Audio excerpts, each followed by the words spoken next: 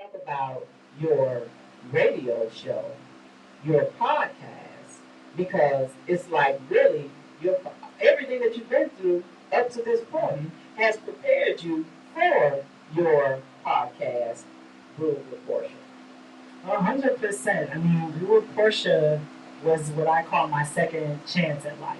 After my TV career took a nosedive in March of 2017, I spoiler and trigger warning for people. I actually wanted to end my own life over it because I felt so ashamed of the fact that I worked so hard to get here and it's not working for me.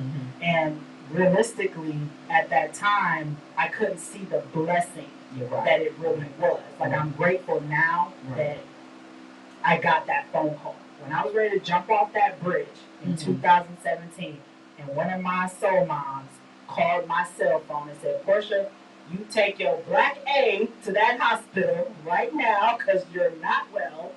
And I'm grateful that I answered that phone call because if I didn't, I wouldn't be sitting here with you today.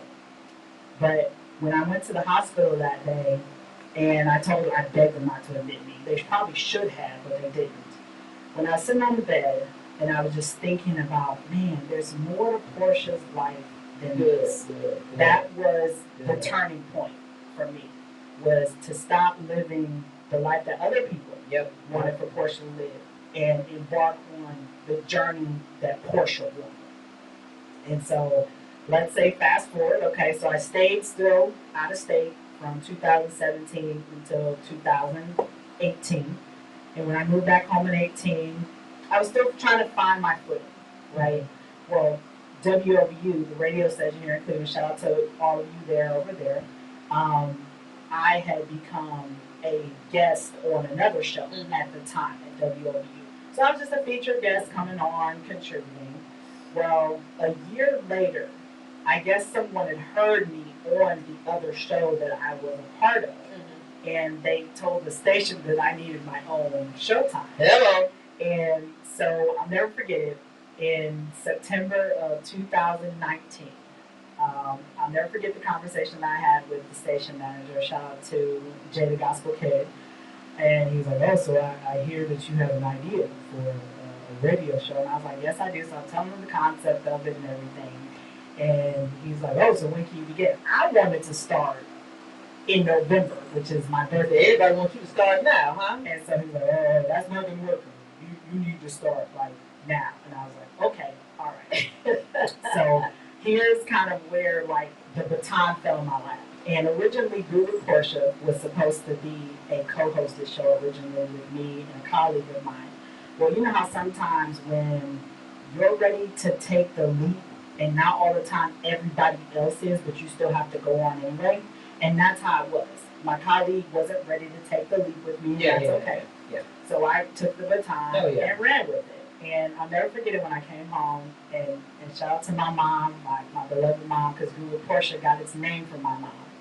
And I remember I told my mom, like, Mom, I'm going to be on the radio. And she's like, oh, okay, cool. So she told my mom was super proud of her kids, super proud.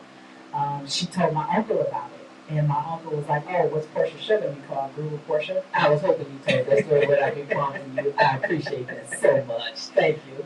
And I was like, you know what? That's where Brew with Portia got its name, because I've always found a way to groove through the adversity, groove through the pain to purpose. And so Brew with Portia, its first theme started off with me just interviewing cool people around the world. Okay. And so I'll never forget it. My first guest was a guy who I met at a festival, and he created a nonprofit called Angels for Sincere, which I guess I can't remember exactly what the diagnosis his late son had, but it was something related to a rare brain tumor. So I had him on to talk about, his journey in that. And that's where it started. Actually, you guys can still find my first episodes of Brew with Portia on my YouTube channel today. You can still find it. What's your YouTube channel? My YouTube channel is at Portia the Producer. If you just Google me, Portia Booker, you'll find it. Spell your first name. P as in Paul, O as in October, R as in Roger, T as in Thomas, I as in Iguana, A as in Alpha. So you can find me on any platform that you Google, but that's where Brew with Portia first started, was around mental health. Then after my mom made her transition last year in July, I decided to pivot the theme of Little Portia to focus more on grief and what that looks like for people. Because grief has been a part of my journey for a long time, and it's taken me post my mom's transition, post my father, to really see how much grief has paved a way for me to really move forward with my life because I made the choice to walk to my grief instead of running away from it. And so last year I did a whole series around grief, around what does it look like in our life, right? Why are we afraid to talk about our grief? Why are we continuously running away from it instead of walking to it? Because I think grief is a beautiful journey. And I know that sounds like oxymoronic, but it really is. Because grief has taught me to let go of the societal narrative that tends to plague us around grief. Oh, you don't want to deal with grief because it's heavy, it's too much. But let's be realistic, right? That's part of the human experience. Loss is part of our human experience here. We're going to lose a job. We're going to lose a friendship. We're going to lose a relationship.